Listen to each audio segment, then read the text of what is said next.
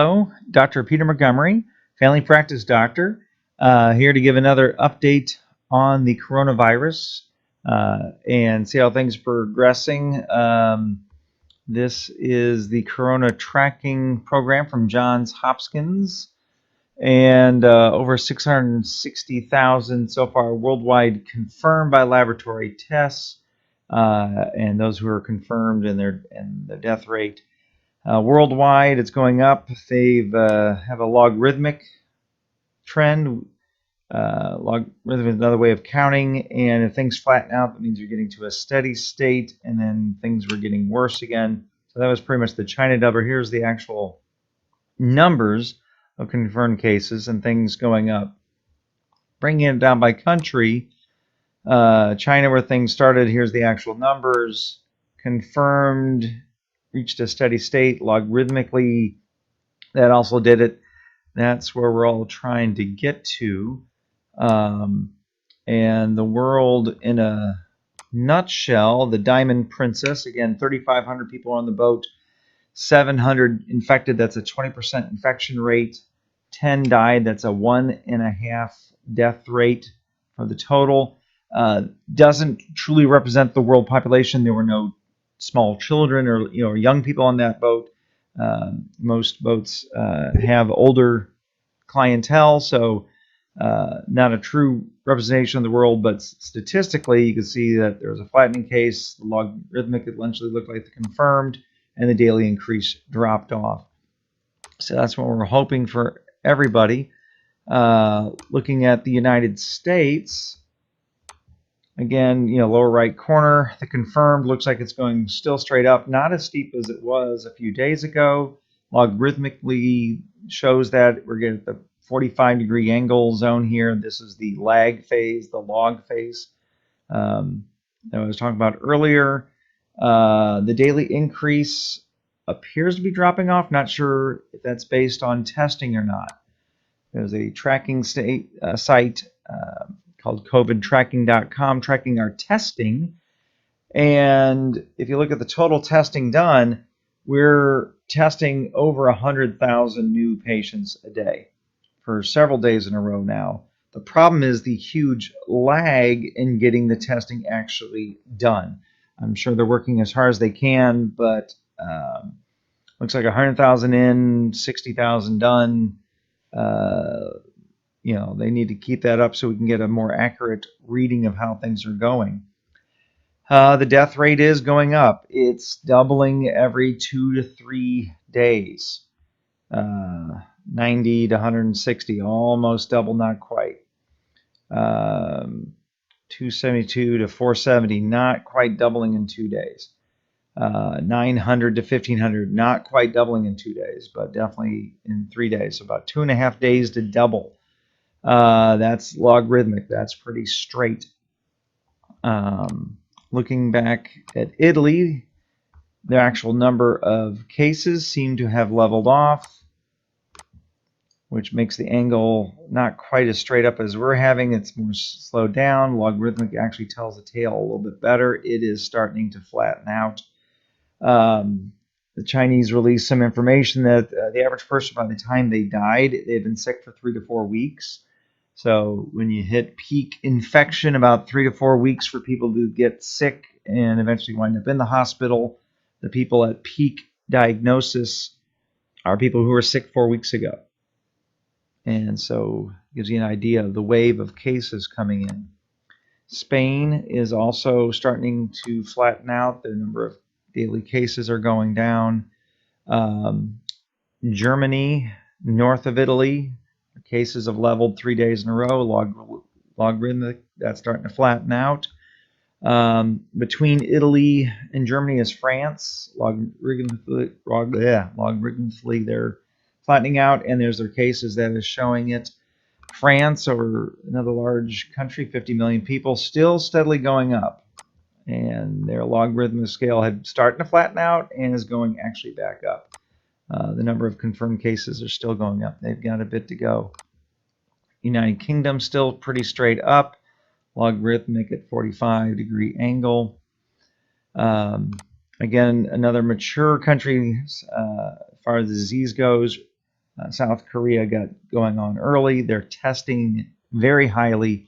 Their testing rate per population is probably about 3 to 4 times the U.S. The Germans about 4 times the U.S. that per population that's getting tested. So it gives them a more accurate situation what's going on. And they've achieved a logarithmic flattening. Their daily patient number testing is pretty flat. Means their system can keep up with what's happening. Belgium and the Netherlands are still having an increasing number of cases and still having a very tough time at it. U.S., zooming in on where I'm at and what we're at, Florida has gotten hot again. The spring breakers have left, but they spread around a lot of red. It had actually gone orange, and now it's back to red again. There's about a week delay from being exposed to getting sick again. I would expect most of this to go all red again. This is the atypicals areas where it's higher than the national average for that area. New York City, New Jersey, all very hot along here. Boston is starting to get hot up here. This is Detroit, here where the hand is, and getting into the rest of Michigan. Chicago itself is pretty orange, pretty warm. The rest of it is keeping it cool. Getting things hot in Houston. Dallas is keeping it cool. So getting warm. This is all new down here in Arizona. LA to San Diego is staying very cool. And San Francisco is getting warm, getting hot again up against Seattle. The previous people who were infected are getting the next wave infected. Overall, the country is cooler than it was because social distancing is starting to work. We all nationally had a peak of infection. It's going down, but some of these people a week later infect other people and can trigger new spikes. Here's the actual temperature trend. Actually, a lot less orange, especially in the West. Florida still very orange. New York, New Jersey, Massachusetts, Connecticut, Philadelphia, Pennsylvania area. All of Michigan is very orange. Ohio, Toledo, Ohio area up there. New kind of speak around wave here in Illinois and Iowa. Southern Missouri and this whole southern area from New Orleans on up to Memphis, getting warm. So if we zoom in on particular areas, we can see their trend for that county. Having a hard time keeping both on the same map. This is New York City and the boroughs in there, and their peak. Queens has made the news a lot. They had a big peak and came down. So they're on their way down, still well above national the average. That's why they're still red on the atypical trend, because they're still above the usual time for this time of year. Eventually that'll go orange as that comes down on the atypical trend. I'd like to show what it looks like, a little bit of flattening curve. Everybody had been talking about flattening the curve before. And I'm going to zoom in on Miami. That is not a flat curve. Here's Duval County. That's Daytona Beach. Very big. Here's Tampa. Very spiky. This is what happens when you have absolutely no attempt to flatten the curve by the people who are there or visiting. Places where people did flatten the curve very well. I'm going to look at Utah. Here's Salt Lake. They're like, really, really fighting that curve going up and say, no, we're not going to let the curve go up. They did a fantastic job at doing their work at social distancing and flattening the curve. You can look in here at California. They just totally, the curve really not going up, and they really buried the needle, I guess is the way you say. They were doing a great job of keeping it cool down there. So just to like to shout out, when we say flattening the curve, it was going to spike like other places, and they kept it down very well. So if you hit around different spots, I just pick them out.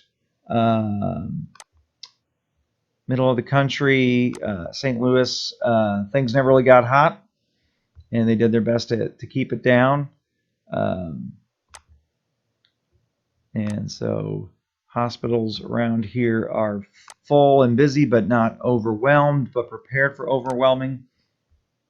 Chicago, Cook County is Chicago.